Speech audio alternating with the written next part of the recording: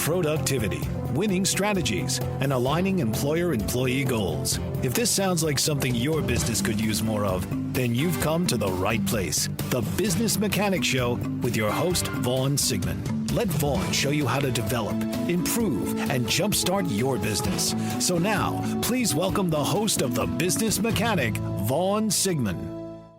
Welcome to today's tactic, where we're diving into a critical issue that can make or break your team's success. The common symptoms of the lack of accountability.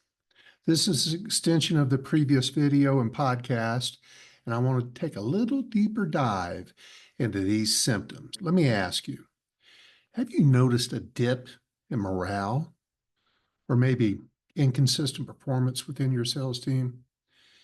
If so, you're not alone. See it all the time.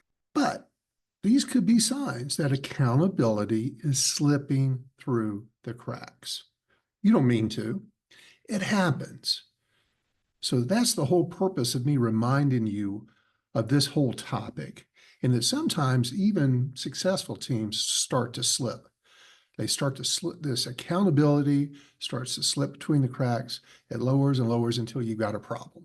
In this video, we're going to explore how a lack of accountability directly impacts your team's performance, while morale can plummet, and most importantly, how to turn things around. You want to know this, how to turn things around to drive consistent positive results. And by the end, you'll walk away with actionable insights to re-energize yourself and especially your team. Boost your commitment and ensure everyone is pulling in the same direction towards success. And as a sales manager, it can be, let's call it incredibly challenging to accurately judge your own performance amid the whirlwind of daily responsibilities, tactics, team dynamics, fires that you're having to put out. You're constantly juggling the demands of hitting your sales goal, managing your team members, responding to the boss, upper management. That makes it really easy to get caught up in the vortex of overlooking whether you're truly fostering accountability within your team. And common causes of this include focusing too heavily on short-term results, living month to month, week to week. Maybe you had a bad day yesterday and you feel like you need to push the team to get better today. Or maybe failing to take a step back to assess long-term team health. How healthy is your team? Easy to lose track of that. And to improve, it's important, essential, to stop and reflect on how well you're creating accountability. Rarely will they take that upon their own shoulders and march off with it. It's going to be entirely up to you. And one way to make that assessment is to regularly review individual and team performance data. And you want to look for patterns of inconsistency or lack of engagement. Lack of engagement takes on multiple forms, but there's somebody that used to be at an acceptable level, if not a good level, and they're starting to trail off. It's amazing how sometimes little things can trigger a good performer, and you'll never know about it. And that trigger creates negative behaviors, negative attitude, lack of motivation. Regularly review your numbers. Your answers are always in the data. Another way is to solicit honest feedback. Honest feedback. Maybe even employ a service to give you 360 feedback, anonymous 360 feedback. I've got a great system for that. There's lots of them out there. They're very cost effective. And let me tell you, it's eye-opening because many managers fool themselves by saying, oh, I've got a really good relationship with my team. If there was something wrong, they come tell me. We're buds. They got my back. And I'm sure in many cases they do, but they're not going to give you feedback. It's the rare individual who will give good, honest feedback to their boss. It's pretty rare out there that even bosses, maybe your boss, is giving you honest feedback. They're busy too. And there's often a gap in giving feedback that helps one get better at the job. Think about that. Or if you have a trusted source that you think if you will sit down in private with them and ask them, letting them know it's safe, that nothing punitive can come from this conversation, then let me know where I stand. And just let them talk, ask questions, lots of open-ended questions, be curious. And by the time you get 5 or 10 minutes into this conversation, they'll start getting honest with you. It's crucial you know how you're performing. Really difficult to determine that yourself. But here's the real issue. Your team's performance is a direct reflection of your leadership. You've heard me say that many times. And making time to assess and adjust, and making time to assess and adjust your approach will help you ensure accountability is priority. I'm pretty certain that at time to time you're giving your team feedback. How are you getting the feedback you need to understand whether you're on the mark or not? Now, how do I know whether I have a level of low accountability? Here's some common symptoms. Some of these are insidious devils. They creep up on us and we don't realize it until it's happened and now I've got to dig out of a hole. So catching these things early, super important. Number one, most common, may come as a surprise to some, is low team morale. When individuals on a sales team feel they're not being held accountable for their actions, it leads to poor performance and it leads to low morale.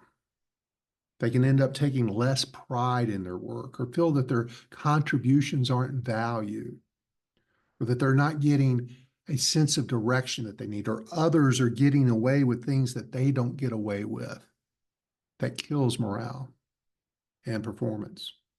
And this lack of investment, and it is investment in the team's success, can result and will result in poor performance and ultimately diminishing sales.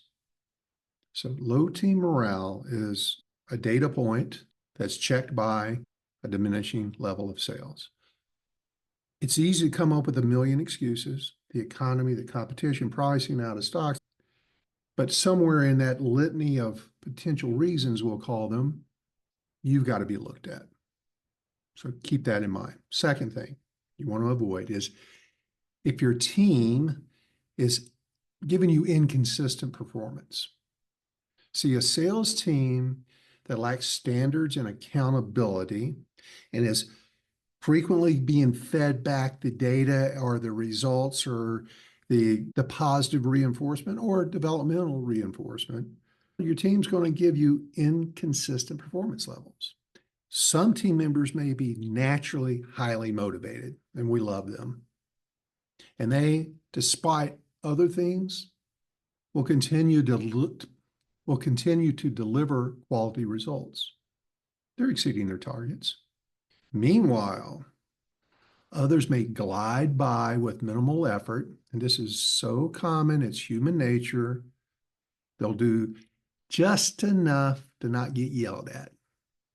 They'll do just enough to keep their job. And very often they will fail or only come close to their objectives. And depending on what that ratio is, generally there's Pareto's law, 80-20. And out of 10 people, you might have 2 that have that natural drive that you don't have to worry so much about.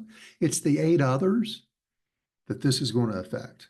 When those 8 others are dropping, no matter how good the other 2 are, you're coming up short. As a result, the team as a whole cannot deliver consistent results month after month. That's going to drive you to pull your hair out. It's frustrating. This causes disruptions to your revenue, you hitting your goals, your bonuses, their commissions. And it certainly creates a difficult work environment because it's going to put pressure on you. And some of you have the proper mechanisms to handle this pressure, many don't. It's really important that you take all the steps I'm about to share with you to prevent ever getting here. Here's a third one to think about. The lack of accountability can stifle sales and your team's growth and development. Are they on a track of continuous improvement? Or are they flatlining? Is there more they should be getting you? What's your graph look like? Without accountability, there are no standards in place, and there's no benchmark for what's expected from your team members. We've talked about how important it is to daily give them feedback on how they're doing, to post it up so that they can see it. They know how to come to work and have a good day, and at the end of the day, they know whether they had a good day. And without that, without at the very minimum, your feedback and discussions with them on performance during the course of a day, there's a limited focus on results. Are you training them? Are you coaching them? Are you developing them? Well, if you're not doing all those on a weekly basis, if not a daily basis, you're hindering both the top individuals and your poor performers individuals, thus your overall team's growth. Make sure you have standards that you benchmark. And the way to fix that is constantly coaching and training your team. If you're spending a lot of time putting out fires, you're going to think, oh, I don't have time for this. The fact is, you don't have time not to be doing these things because it's all about prevention.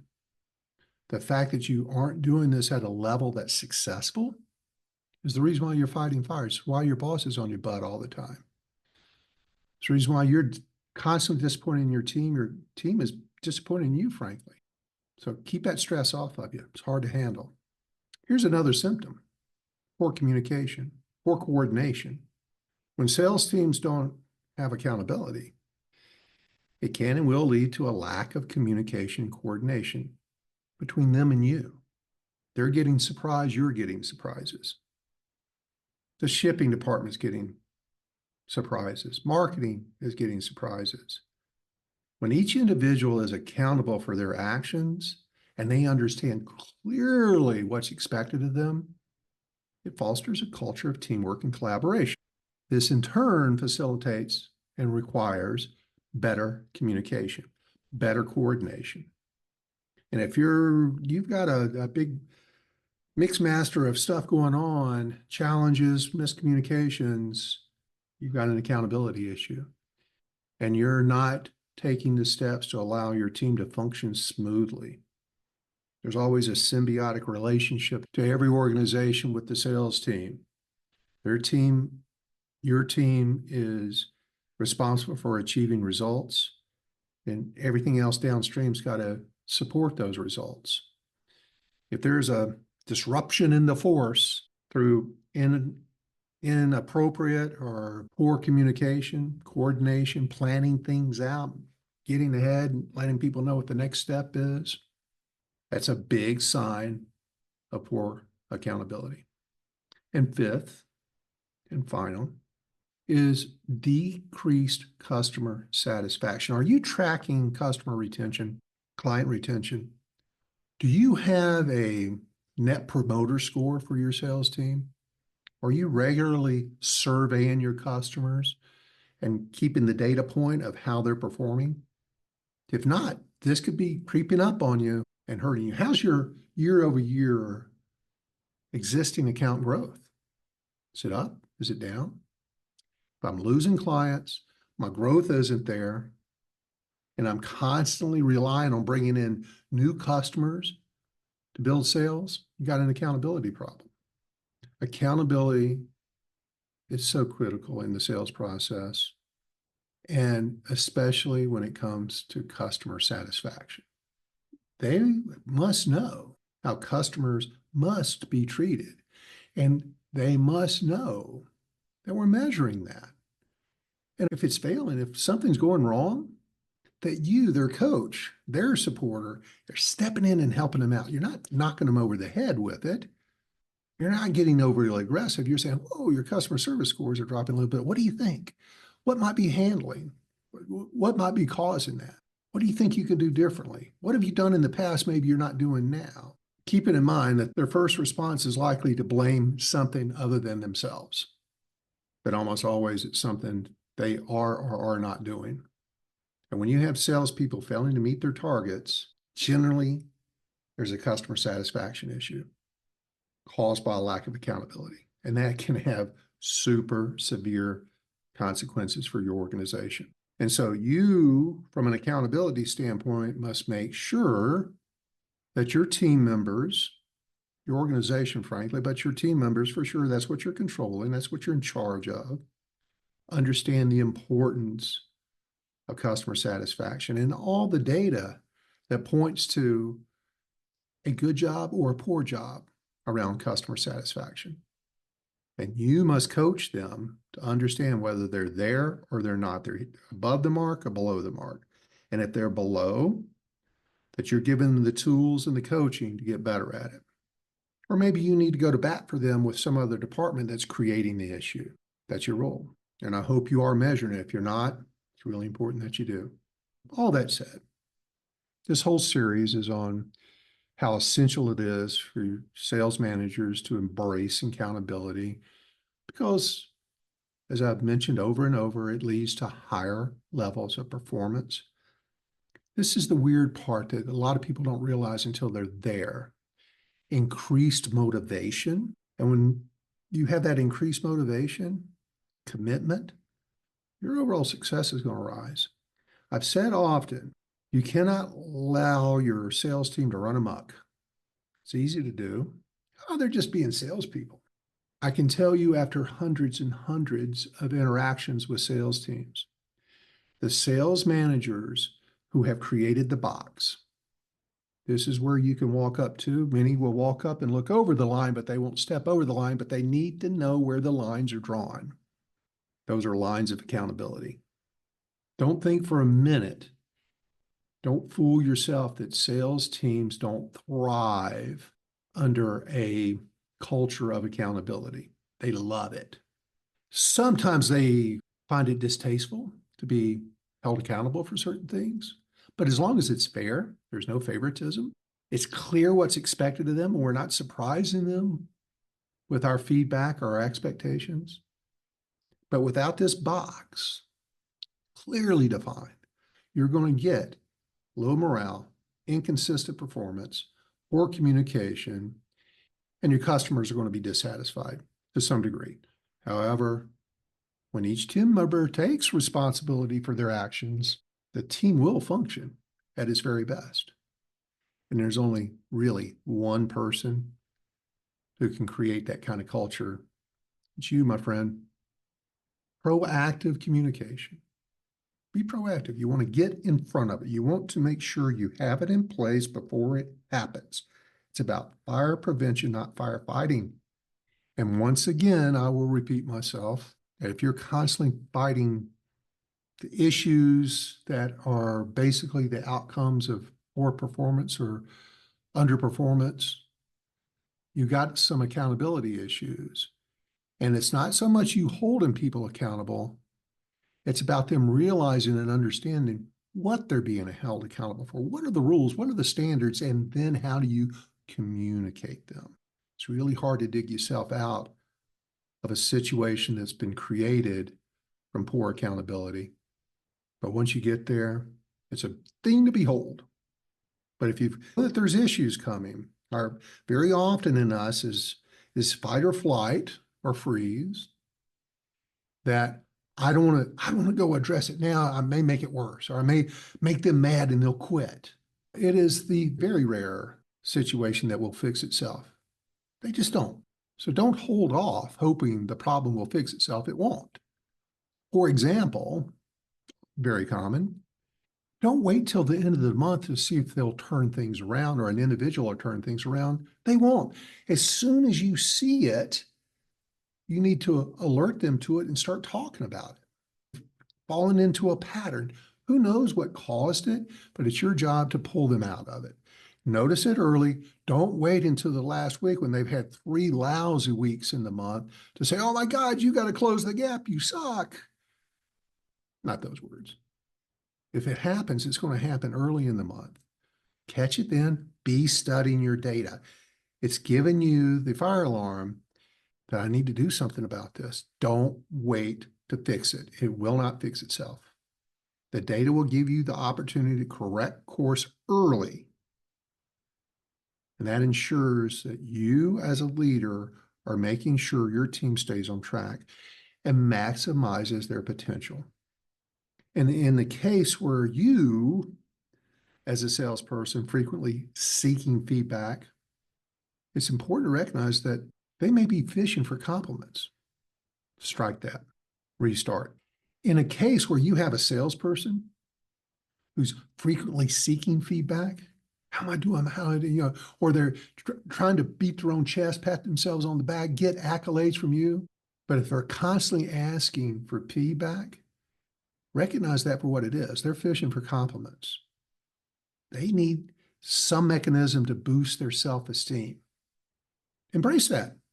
They need more reassurance and validation for their efforts. Not everybody needs that. But if you're going to get their full potential, you're accountable to give them what they need to be at maximum performance. And if they need a little more stroking and reassurance, pats on the back, give it to them. What's that going to hurt? Not everybody needs that. That individual needs that. And you must make sure that if you're giving developmental feedback where they're coming up short, it's got to be encouraging. It must be constructive. It's equally important to consider where you're giving them enough positive affirmation on a regular basis. And it's a sign that you're not if you have a salesperson or salespeople who are consistently seeking out your opinion. Sometimes that's a sign that they're not feeling confident. You want confidence in your sales team, so recognize your role in this. There's a lot of things you do during the course of the day, a lot of responsibilities you have. None is more important than what we're talking about here. None. It's your job to balance constructive feedback with genuine praise. And as I've said ad nauseum through this series, patting them on the back, giving them recognition is the rocket fuel to success. Don't take that away from them. Pump them up. Be the friendly patter on the backer. You need to ask yourself, are you offering enough encouragement? Are you really seeing the little wins? You're not waiting for the big number to be hit. You're talking about all the steps and giving them positive reinforcement, all the things that lead to the big number. The number of meetings they're having, the number of proposals they have out, how well they're doing on presentations. That gets us the big number. Make sure your KPIs are tied to behaviors, not just the number. And adjust your approach accordingly. It's not one size fits all. Everybody needs a different level of accountability, recognition, encouragement. But I got to tell you, even the best that kind of blow you off around patting them on the back, they like it. They like it a lot. So regularly acknowledging your team's strengths, the individual strengths, their successes, your team's successes, builds that confidence. And confidence is one of the major resources creating success. So you need to reduce their need for constant validation. And ultimately, that will help. They're going to perform better because their heads are in it. Remember, most of their success comes from between their ears. Hard to argue that. And by providing frequent, sincere affirmation, don't just say it, just say it. It needs to be genuine. You need to have the empathy. You need to have the mindset and the true appreciation in you to support their self-esteem.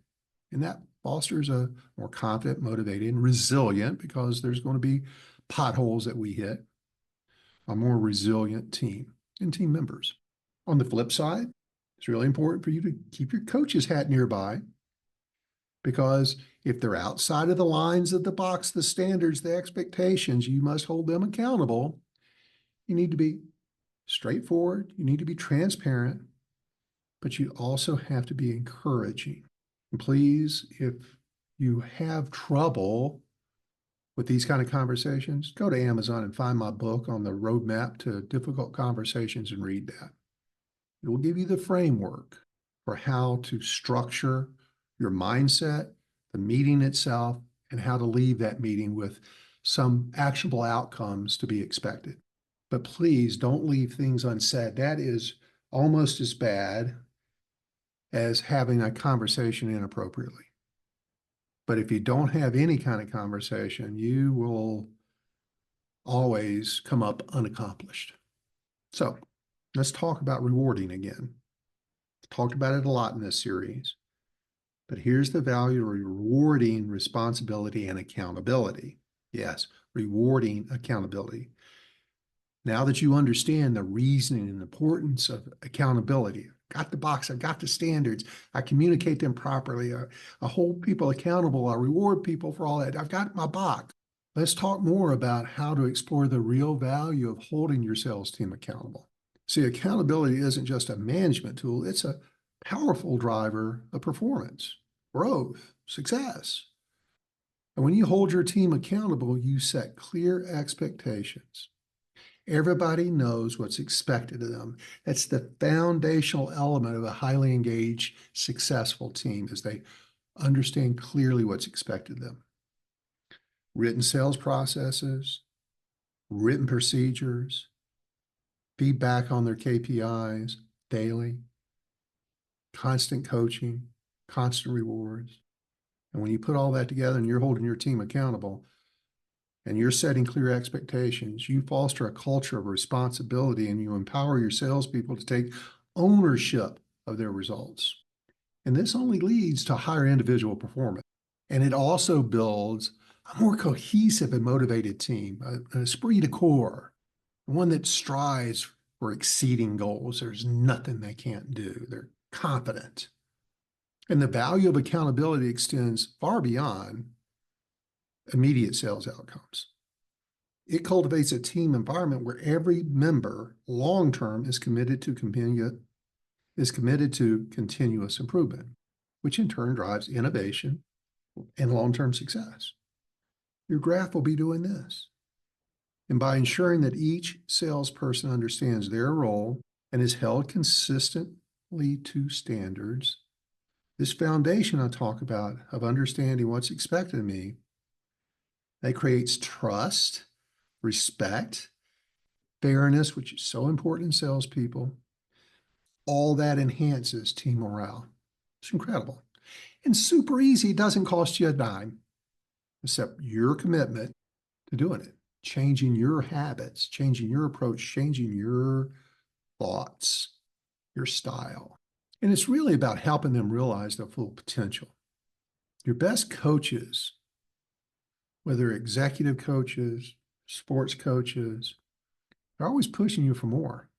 Why? Because they know you have more. We all have more. And that's going to always result in higher performance, higher commissions, and a stronger, more resilient business. You're going to have highs and lows, but your lows will be higher. So recognizing, rewarding responsibility and accountability within your team, sales team, can really have a transformative effect on both performance and mindset. It makes your job easier. Wow, how's that for a motivator for you? Don't you want your job to get easier? This does. You may be doing it the hard way right now. If you're, again, fighting a lot of demons all day, every day, you're going from one problem to the next. They're so dependent and reliant on you. You've made yourself indispensable. That's a challenge. But what I've been talking about here, this approach, not only incentivizes high performance, but it fosters a culture of ownership.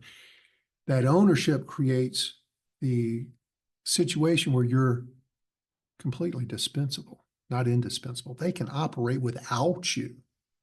That makes your job easier. They make good decisions. They're self-motivating themselves. They understand what's expected of them. You don't have to constantly be on them to achieve results.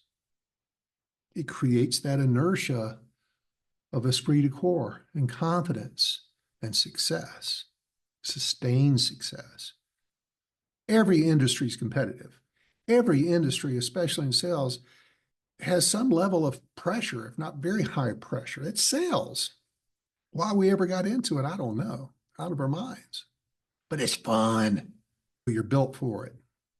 And so as a sales manager, you know it's not just to call out negative behaviors, right?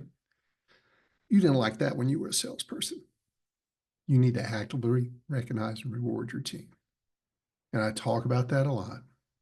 But let me tell you, people naturally gravitate towards what is recognized and appreciated. Reward the behaviors you seek. So if you shine a light on what's going well, you're going to get more of what's going well. I promise you. You're reinforcing the actions that you're looking for, the behaviors you're looking for, the outcomes you're looking for. And you're creating this amazing culture where excellence is just what we do. It's just the norm. It's how we do things around here. We do things great. When you've got that, for want of a better word, that cockiness with your team, love it. They're the best because you're the best, my friend. So make sure you're keeping it on the positive sincerely, and it's to the standards and expectations clearly, and you're consistently making valuable deposits into the emotional bank account of your team members. And if this is the first time listening to one of these videos, I just will tell you about the emotional bank account. It's like with a financial bank account. These deposits, these positive deposits, build goodwill, trust, respect. Knowing that someday you're going to have to make a withdrawal and you want to have enough in that bank account where if you have to make a withdrawal, you're not depleting the account. Because you're going to have tougher conversations. At some point, that's inevitable. You're going to need to give developmental feedback, but you've got to be making more positive deposits into their bank accounts. And a good rule of thumb for sales managers, if you ever wonder, you're probably wondering now, I hope you're wondering now, is to aim for a ratio of about 5-to-1. 5 pieces of positive feedback for every 1 piece of constructive developmental feedback. 5-to-1. Some people might argue that it's more than that, an 8-to-1, 10-to-1. Friends, if you're struggling with any of the symptoms we talked about earlier, and you can get to 5-to-1 on this, and because you're not there, it's common for managers to be looking for the tallest nail to pound because they're there to fix problems. And we bypass the whole mindset that maybe by only fixing problems, the reason why I'm doing that is because I haven't created the culture of accountability and knowledge and success that I needed to. And that comes from positive feedback. But they have to know what's going to get them positive feedback so that they get it. That's the accountability. When team members see that their efforts, their effective responsibilities and behaviors are being acknowledged by the boss, maybe even sometimes rewarded, it reinforces the value of those contributions and motivates them to maintain and elevate their performance. Catch them doing it right and tell them you caught them. They're going to love you for it. And you want them to have a high level of respect, very positive feelings about you because they work for you, they don't work for the company. In other words, reward the behaviors you seek. And that reward is just recognition. And it can come in many forms. It can be formal, it can be verbal, accolades, promotions, additional responsibilities, special projects, special training, certificates, trophies, postcards, be written on a bar nap, just any kind of recognition. And the key to ensure that the rewards are meaningful and align with your team's values and goals Make sure they understand what those behaviors are that you're looking for. Must be clear and undeniably recognizable. Because a culture that celebrates accountability and responsibility, they have that growth mindset. We can do anything and we can keep on taking more. We can accomplish more. That's that inertia we love. That's that graph we love. And when you're sitting down and talking about setting goals for them, this was in a previous tactic, include them in it. What are you going to sell this month? How many accounts are you going to open this month? How much are you going to grow your existing business? How many meetings are you going to set? Ask them. I'm telling you, when you've got this level of accountability and esprit de corps mindset with your team, they're going to set goals higher than you. They'll be very ambitious. They'll be willing to take on more calculated risk.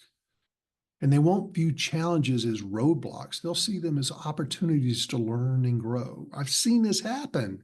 This isn't nirvana. It's very achievable. Only with your contribution, and you're the major contributor to this. It's your efforts that's going to shift the mindset, which is crucial. You want to drive innovation. You want to create adaptability. And when things go bad, and they will, it's just a matter of time, your sales team will better navigate market changes and continue to meet customer needs. You'll be here when your competition is doing this, and you may come down a little bit. They're going to drop further because you've got that culture. You've created this beautiful culture that extends beyond just individual achievements. You're creating a culture of accountability that promotes a sense of camaraderie, mutual support. They're feeding off of each other. They need you less. That's a beautiful thing. Don't let your self-doubt or your self-esteem get in the way of making yourself dispensable. But it takes a lot of work to get there. As team members recognize that their success is all interlinked by all this collaborative environment, they're going to keep feeding each other advice, and you don't have to. They'll be helping each other out. Whoa, that's going to be beautiful. I've seen this happen many times. They'll start sharing each other's best practice. Hey, have you tried this? Let me show you how to do it. Making your job easier. Elevating your team's collective performance. Furthermore, a focus of recognizing and rewarding accountability will absolutely enhance the team's resilience. Because sales is a field that is often marked by setbacks. And the big one, the big R word, rejection. Rejection. Remember, you're fighting that morale killing thing every day. You can't, you can help them get less rejections, utilizing the proper behaviors. But they're going to get kicked in the knee every now and then. It's not if, it's when. How do they recover from that? How quickly do they heal and get back in the game? It's up to the culture you've created, knowing that even this little setback, I'm going to be fine. Brush myself off. I'm going to get back in the game. Because they know when they're good enough, they're smart enough, people like them, and they know that their efforts are valuable to you. Even when you need immediate results, they know you're valuing what they're doing. Even in the situation where they've been set back a little bit, you've got the confidence. You're giving them the courage to get back in there and be successful, boosting their morale, encouraging persistence. I've written a whole book here now on recognition and the value of recognition and reward, of responsibility and accountability. This is just the next topic of which you need to include recognition. If you get really good at it, if you really have a strong mindset around positivity, you can shift your team's performance and mindset, making your job a whole lot easier. Let's talk about how to identify responsibility and accountability behaviors. In the context of sales, identifying specific behaviors associated with the responsibility and accountability is crucial. It's crucial for fostering this high-performance team we're driving for. And the behaviors are tangible manifestations of an individual's commitment to their role, their team, the broader organization. And you need to create and help them understand, but first you need to recognize and understand the behaviors that one you must display to nurture this positive culture, but also for them to make sure undoubtedly what behaviors you're looking for from them. Now, for you, one key behavior is the consistent meeting. One key behavior is the consistent meeting or exceeding of sales targets. This demonstrates your ability, their ability to contributing to the success. However, responsibility and accountability go beyond just hitting the numbers. That's too simple. The big part and what many sales managers is an aha moment. It's not about the numbers. It's about the behaviors that go in that create the numbers. It's the inputs that will create the outputs that you seek. So you need to make sure that they all understand, you understand, they understand what's involved in the manner of which these targets are achieved. What's the how-to on all this? It's never more phone calls. It's what takes place during those phone calls.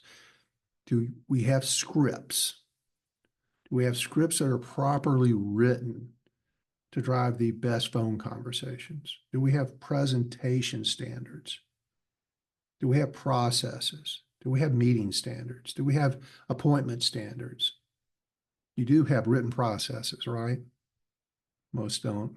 So don't feel horribly guilty, but you need standardized processes. That's foundational to this. If you're going to hold people accountable, you got to train the accountability, and you cannot train to tribal knowledge.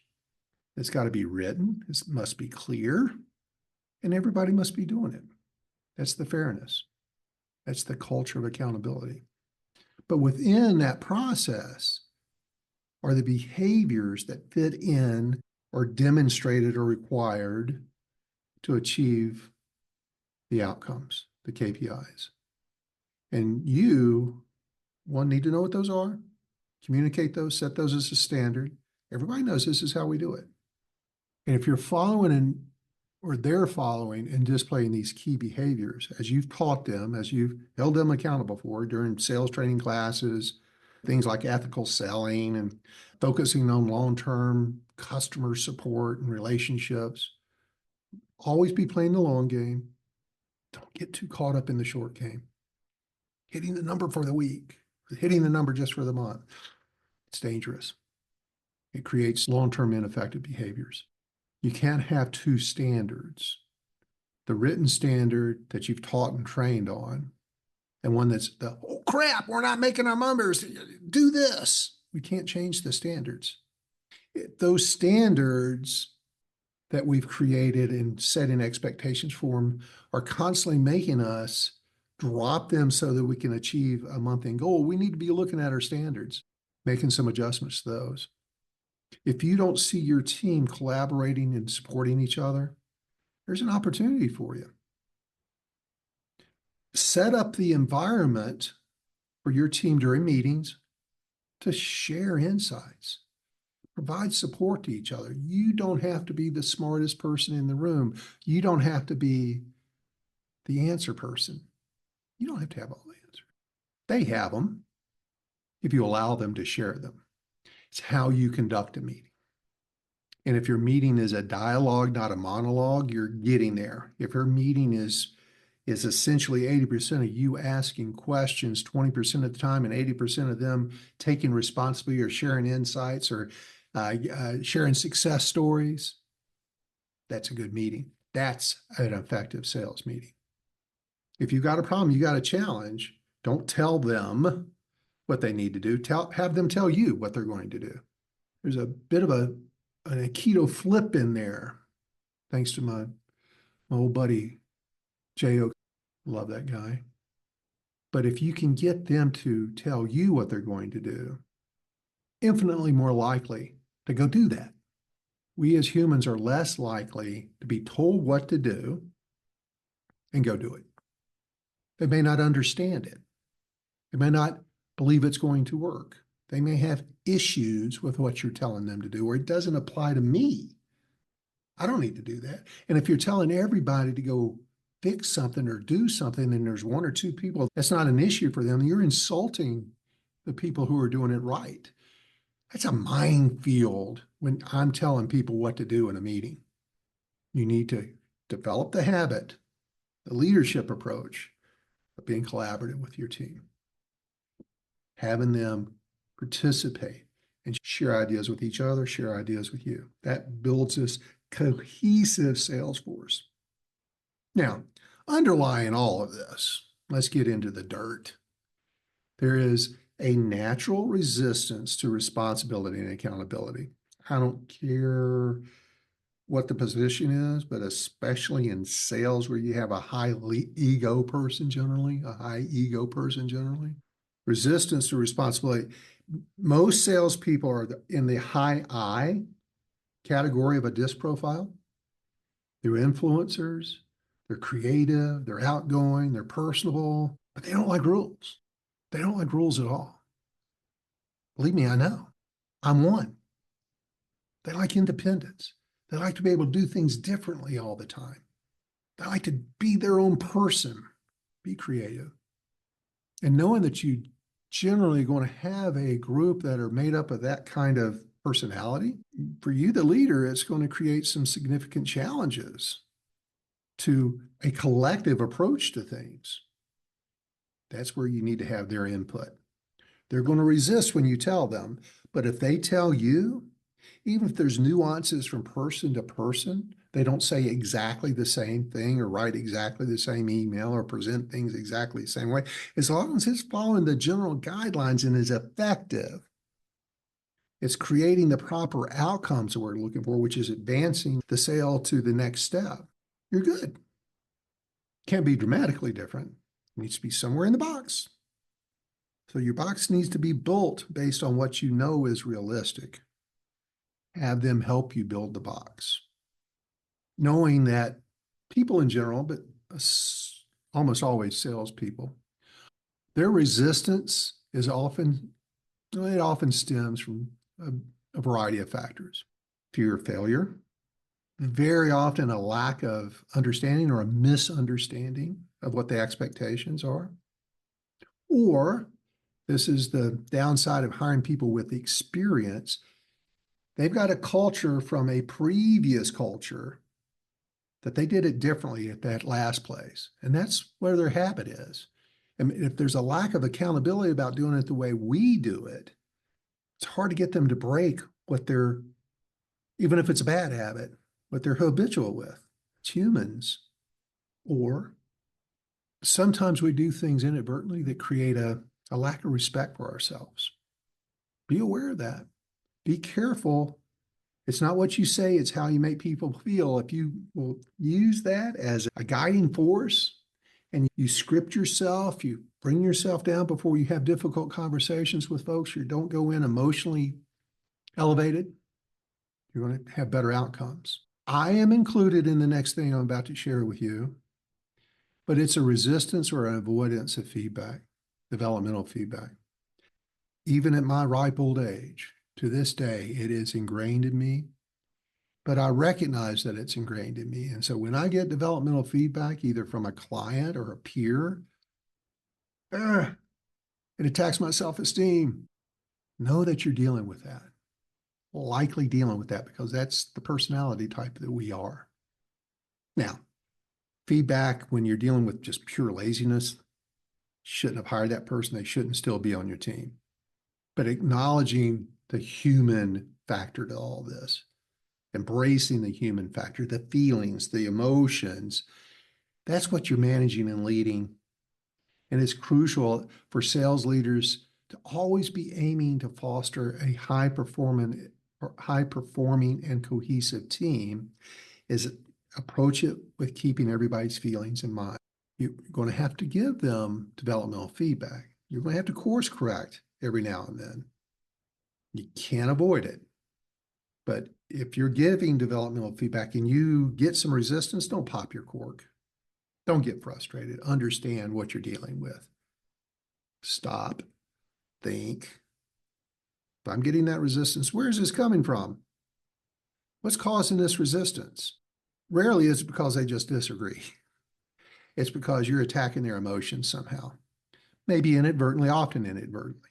So it's really important for you to keep in mind before I have a conversation, how's this going to affect them? And it's not one size fits all. You want to have difficult conversations with different people, differently. And if you're getting this resistance, what's causing this? Is it fairness? Is somebody else getting away with this that I'm calling this person out on? How long have I allowed this person to perform like this and I haven't said anything? Do they really not know what's expected of them? What is it? Did I do something to them that created a break in the trust, the relationships? Or maybe it's some level of fear. Fear is an acronym, false expectations appearing real. That's the catastrophic mindset that we all possess to one degree or another. And very often when somebody's resisting feedback, they're resisting change. So they fear change. And in fearing this change, false expectations appearing real, they've predetermined what some outcome might be. It's up to you to create a clearer picture for them, help them realize what it is, but they're fearing failure, or they just don't understand, or they think they're already doing it, or they think your way won't work, or they think their way is better. They've tried it and it didn't work. That's what they're resisting. And we could spend an hour just talking about this and where that comes from. But these are the reasons why people don't do what they're supposed to do. Generally, it's some amount of bad habit that has been broken. And you, in order to get them to change, must understand that it's really important for you to have the relationship, the professional relationship of mutual trust and respect, and be able to have the conversations the right way. So if you are resistant to giving feedback because of the resistance you've gotten in the past, I get it. Why do I want to keep doing that when I keep getting hit in the head with it? Very uncomfortable for you. I get it. But how do some people do it so well? And you may be struggling with it. So walk into the bathroom, look in the mirror, stare at yourself, and ask, why? Why is this person resistant? And what have I potentially done to create it? Our instincts are that person's just a hardhead. They don't want to change. They're difficult to deal with. They're a difficult person. They're disagreeable all the time. They argue with everything. There's certainly some truth to all of those. But you got to understand, have I built a relationship with them? Is there mutual trust and respect with each other? In order to gain trust, we must grant trust. In order to gain respect, we must grant respect, give respect. And if you're constantly hitting a wall in disagreement with somebody, you got to ask yourself, and I have this conversation frequently, are they the right fit? Have you given them enough time? Have I done my part? Or are they just no way this person's ever going to do it? I just had this conversation last week with another company because the leader believes that they've done everything right. And if I've done A to Z and it's this person's still difficult and not performing, we've just hired the wrong person, put them in the seat. That's where hiring slow and firing fast is really important because they're going to show up as not a good fit early on. That's accountability. You don't want somebody that's going to buck your standards, expectations, buck you. Everybody else sees that. I did say buck. They're bucking you all the time. They're pushing back on everything. They're disagreeable. Your other team's going to see that.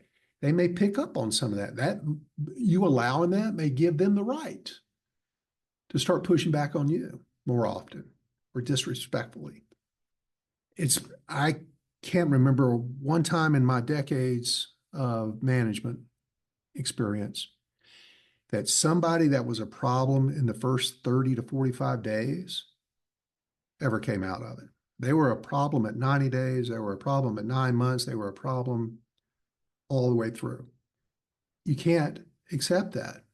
They're not going to get better. I know you hate hiring people. I know you hate not having a butt in that seat to handle that territory or those clients, but you're better off having a hole than an asshole.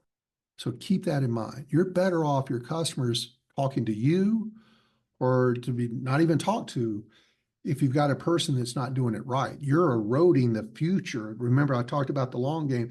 You're eroding the future relationship, creating doubt, a lack of what the customer's looking for, them being bought into you, your company, what you deliver, your product. Are they loyal? That loyalty is generally, it's pretty far spread, but the first point of contact is your sales rep. And if this sales rep is not a good fit, please do something about it quickly. And I can also tell you it happens, but it rarely happens that somebody's really good and they get bad. If that happens, something about what I've been talking about here has occurred. And it's not generally something they did, something you did. Now, they may have pressure at home, maybe things out of your control. Things may be going bad at home. They may have issues, financial issues, health issues, spouse issues, whatever. You can't control that. But when they're at work, you can be their biggest supporter. You can be their biggest promoter, and you can make sure where it's coming from. Make sure that we're always keeping in mind the emotional part of this, the feelings part of this, and don't jump to conclusions too quickly. Don't ever do this. Don't just knee jerk into an opinion that they're just being a pain in the butt. Stop. When they're being a pain in the butt, it's always something more. Go there in your conversation. Instead of saying, why are you being a butthead? Oh, I see you're a little worked up about this. And we need to get through this for us to move forward. Where is this coming from? What's happened? I'm here for your success. We're only successful if you're successful. And this isn't an attack. And if I've given you that feeling, I got to tell you, I apologize. So well, let's talk this through. Why are you giving me this feedback, this resistance? Because I'm here to help. And if I've done something wrong, tell me so I can own it and fix it. But then we've got to talk about what you need to do differently, because you don't want to be suffering either. Go there in your conversation. And well, as I've said before, don't get caught up with just telling them what they must improve, how to improve it in some monologue. Waste of your time. They're not listening or they're not understanding. Ask them. Get their opinions. Open-ended question. And one of the primary reasons for resistance, again, is the fear of failure and its consequences. Sales is a high-pressure world, and they may not be meeting their targets, but it's funny how we are really comfortable with our bad habits. You got to break them of that. And they fear change for some reason. And this fear is exasperated in environments where mistakes are met with harsh criticism rather than a constructive level of feedback, getting support. Often, resistance is created by how you have created that culture, that environment. If you inadvertently, you don't do it on purpose, inadvertently created an inappropriate environment, you'll know when your team is constantly blame shifting or avoiding of the behaviors you're looking for, arguing with you, or passive aggression, maybe undermining accountability. There's poor team dynamics. Don't fall into that trap, completely controlled by you. In order for them to care, you must show them how much you care. I've heard so many times, they just don't seem to care. I hate to tell you, it's probably because you haven't shown them how much you care. You haven't been making the deposits in the emotional bank account. You haven't been supportive and encouraging to them. Resistance generally, not always, but generally comes from not enough deposits into the emotional bank account. And another thing when you're getting resistance is ambiguity. When sales team members are unclear as to what's expected of them. If you're constantly changing or moving the goalposts as to what's expected, that's going to frustrate them. It's going to create confusion, and it's going to create a lack of ownership. Depends on the day, what this sales manager expects. You're changing the goals all the time, changing expectations all the time. Without clear goals, metrics, feedback mechanisms, standards, processes, constant feedback, it's super challenging for an individual to gauge their performance and understand what's expected of them.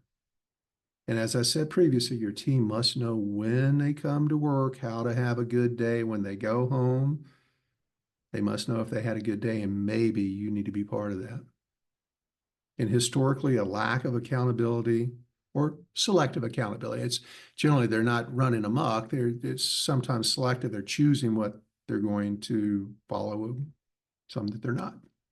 But this lack of accountability or selective accountability will perpetuate a culture where low performance or negative behaviors become tolerated, and they will only behave like this because you allowed it. That's you being proactive. When you see a little smoke, there's going to be a fire. Address it early. Get in front of it. Because once they get into the habit, the bad habit, that's a cycle that is really hard to break. So you need to be proactive. Very often people think they're being kind or caring by not giving someone developmental feedback. And you're actually being cruel. You're keeping information that they vitally need in order to perform at the level you expect. They want to come have a good day. And if they've fallen into the trap or the habits that are ineffective, it's up to you to see it and take the appropriate steps to redirect it. Because if you're not very clear about your expectations, it becomes implied expectations. And that doesn't work very well. So accountability, success all comes with a steady and predictable standard of holding your team members accountable day in and day out. It can't be just what mood you're in. You need to be very predictable on the positive side. So understanding that as you're holding people accountable, often it's a shift of their status quo, what they're used to. And you're facing one of life's most difficult things, and that's changing habits. The goal, once again, don't allow them to get into that habit. You'll make your life much easier. Be proactive. Be fair. Provide the training. Provide the feedback for development. Set goals. Have regular discussions on how they're achieving those goals. What are the behaviors? Rewarding those behaviors. What are your expectations? They need to know clearly what's expected of them. And that will mitigate this resistance. But if you're getting the resistance, you need to address the causes of this resistance. And something to keep in mind is you need to lead by example. It's a fundamental principle in any kind of leadership, but especially sales management. The idea that actions speak louder than words. Now, as a sales manager, you play a very pivotal role in setting that standard and that responsibility and that accountability by you walking the talk. The way a manager approaches challenges, celebrates success, handles failures, that sets a powerful precedent for how the team conducts themselves. If you're displaying a very strong work ethic, they will. If you've got their back and supporting them, they'll support you. They'll support each other. If you celebrate and take confidence and show confidence in them, they'll show confidence in you. And a sales manager who consistently meets their own targets, team targets, and adheres to company policies and demonstrates the ethical selling practices by providing this living blueprint for your team to follow. You're not constantly changing the expectations. Just get this day in or this week done.